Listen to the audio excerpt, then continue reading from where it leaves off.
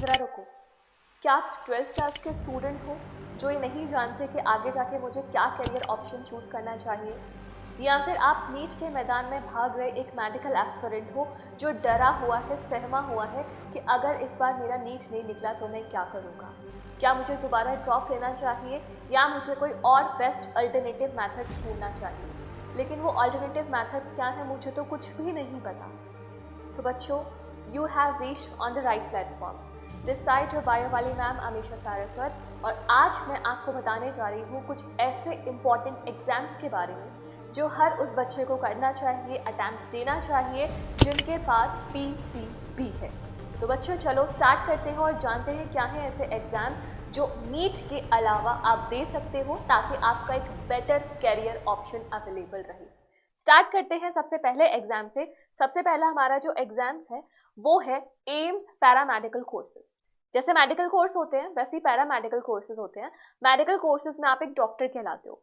Paramedical courses में वो courses आते हैं जहां पर आप डॉक्टर के सपोर्टर्स होते हो। रेडियोग्राफी, ऑप्टोमेट्री, बहुत सारी ऐसी चीज़ें होती हैं जो डॉक्टर को जो सपोर्ट करती है। तो इन सारी चीज़ों में आप एडमिशन ले सकते हो। एंड ट्रस्ट मी बच्चों, ये जो पोस्ट है, ये जो हमारी ऑक्यूपेशन है, ये डॉक्टर से कम नहीं महसूस होती। It is very satisfactory job. अब बात अगर मैं करूँ कि कौन इसे कंडक्ट कराता है, तो it is conducted by your AIIMS. इसके जो एग्जाम फॉर्म्स हैं वो निकलते हैं 15 फैब से 15 मार्च के बीच में। एग्जाम इसका होता है 20 जून और इसका जो रिजल्ट डेट होती है वो होती है 4 जुलाई।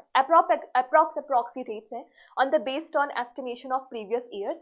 तो आपको बच्चों देखो, जो आप नीट की तैयारी कर रहे हो ना, उसी तैयारी के साथ साथ आपके मल्टीपल एग्जाम्स निकल सकते हैं। तो इस वीडियो का मोटिव यही है कि आप नीट की तैयारी इस तरीके से करो कि और भी बहुत सारे एग्जाम्स आप हिट कर जाओ। अगर नीट में थोड़ा सा भी पीछे छूटते हो तो आपका साल बर्बाद ना जाए। तो इस एग्जाम के लिए ये डेट के टाइम पे आप इसके ऑफिशियल वेबसाइट पर विजिट करना, आपको फॉर्म्स दिखेंगे, उनको पक्का फिलअप करना। इसके ऊपर मैंने एक डिटेल्ड वीडियो भी बना रखी है एम्स पैरामेडिकल कोर्सेज के ऊपर, आप जाकर उसको विजिट भी कर सकते हो। उसमें डिटेल है किस एम्स में कौन सा कोर्स मिलता है, क्या मंथली फीस होती है, क्या ईयरली फीस होती है, सारा कुछ। इसके बाद हमारा जो नेक्स्ट एग्जाम है वो है आईसर की हेल्प से। आईसर यानी कि Indian institute of Science Education and research. देखो, आईसर के ये एक अकेला आईसर भोपाल नहीं है, आईसर की बहुत सारी ब्रांचेस हैं, 7 ब्रांचेस हैं अलग अलग सिटीज में। तो ये एक तरीके से मैं कह सकती हूँ एजुकेशन की फील्ड में टॉप नॉच का एक एजुकेशनल इंस्टीट्यूट है। यहाँ पर रिसर्च बेस्ड स्टडी पर फोकस किया जाता है। अगर आपने यहाँ से अपनी बैचलर्स की, मास्टर्स की, तो आप फॉरेन में जाके PhD भी कर सकते हो, आप यहाँ से भी PhD कर सकते हो। और यहाँ से बच्चों रिसर्च अगर आपने ले ली, एक्वायर कर ली, तो you are going to just boom. इसके एग्जाम फॉर्म्स की डेट बात करूँ तो 1 अप्रैल से 12 मई। एग्जाम डेट होती है 9 जून एंड रिजल्ट डेट होती है 25 जून। यानी कि इनमें से कोई भी एग्जाम की डेट नीट एग्जाम से तो क्लैश नहीं करने जा रही। तो सोने पे सुहागा जैसी बात है, नीट के साथ साथ इन फॉर्म्स को भी भर दो। कोर्सेज की अगर मैं बात करूँ तो यहाँ पे 4 ईयर BSc प्रोग्राम होता है जिसमें लास्ट के ईयर में रिसर्च बेस्ड एप्टीट्यूड पर बहुत ज्यादा फोकस किया जाता है, या फिर आप 5 year BSc MSc integrated programme भी कर सकते हो। अगर मैं नेक्स्ट एग्जाम की बात करूं तो नेक्स्ट एग्जाम इज नेस्ट यानी कि नेशनल एंट्रेंस स्क्रीनिंग टेस्ट। इस एग्जाम को कंडक्ट कराता है NISER. NISER is in Bhubaneswar and NISER की फुल फॉर्म है National Institute of Science Education and Research. आपको मेरे बगल में ये 2 फोटोज दिख रही होंगी, this is NISER Bhubaneswar and this is Mumbai University का TAECESP यानी कि भाभा रिसर्च इंस्टीट्यूट टाइप का एक इंस्टीट्यूशन डिपार्टमेंट है यूनिवर्सिटी ऑफ मुंबई में, जहां पर आप डायरेक्टली एडमिशन ले सकते हो by scoring top marks in your next exam. Research base पूरी इनकी जो मैथडोलॉजीज होती है टीचिंग की वो होती है आइजर, नाइसर, या चाहे ये वाला डिपार्टमेंट ही क्यों ना रहे। अगर मैं बात करूँ फॉर्म डेट्स की तो ये 3 अप्रैल से 3 जून में निकलती है। Exam date 30 June and result date is 12 July. बहुत ही कम टाइम गैप में ही आपको आपका रिजल्ट आपके हाथों में मिल जाएगा। इसके बाद नेक्स्ट एग्जाम की इंपॉर्टेंट चीज यहाँ पे ये है कि यहाँ पर आपको इंटीग्रेटेड प्रोग्राम में ही एडमिशन मिलेगा, इंटीग्रेटेड प्रोग्राम ही यहाँ पे एप्लीकेबल होगा। इसके बाद अगर मैं नेक्स्ट एग्जाम बात करूँ मिलिट्री नर्सिंग सर्विसेज यानी कि MNS।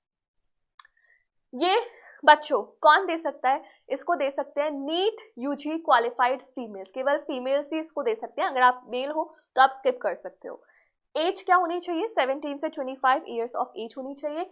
AFMC पुणे, यहाँ पे एडमिशन ले सकते हैं इसके एग्जाम के मार्क्स से, या फिर आप college of nursing in Kolkata, Ashwini, new Delhi, Lucknow, Bangalore, यहाँ पर भी एडमिशन ले सकते हो। ये AFMC का आपके सामने पूरा एक कॉलेज है। यहाँ पर बच्चों MBBS भी होती है, यहाँ पे नर्सिंग भी होती है, और नर्सिंग के बाद आपके पास बहुत अच्छा एक फ्यूचर होता है। तो यहाँ पे आपको जरूर ट्राई करना चाहिए इफ यू आर फीमेल्स।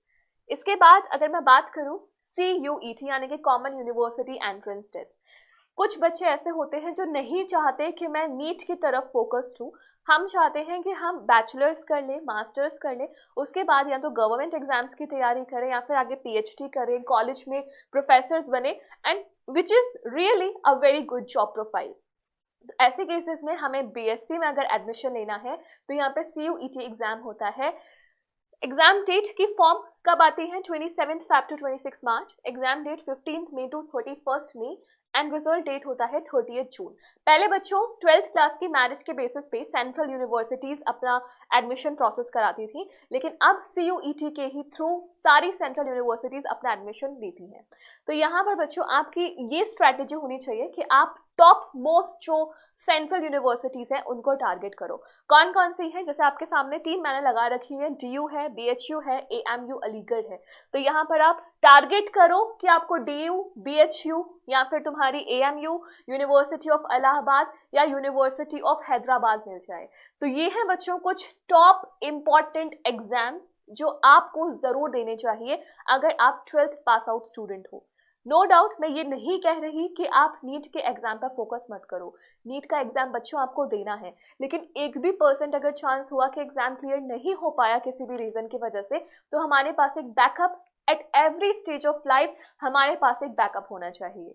तो बच्चों आपकी बायो वाली मैम तो यही कहेगी कि अपनी मेहनत से, अपने सारे डेडिकेशन से, हार्ड वर्क से, स्मार्ट स्ट्रेटेजी से अपनी इस तरीके से तैयारी करो कि नीट का एग्जाम वाकई इस बार तुम्हारे लिए ही बना हो। कहते हैं ना, जो मुश्किलों से नहीं भागते वही असली योद्धा होते हैं। तो मेरे सारे फ्यूचर डॉक्टर्स असली योद्धा हैं। मैं चाहती हूँ तुम सबके गले में स्टेथोस्कोप हो, और अगर वो ना हो पाए किसी रीजन के साथ तो तुम्हारे पास एक बेटर बैकअप ऑप्शन हो। सो योर बायो वाली ma'am wishes you all the very best बच्चों। Bye bye, take care, all the best.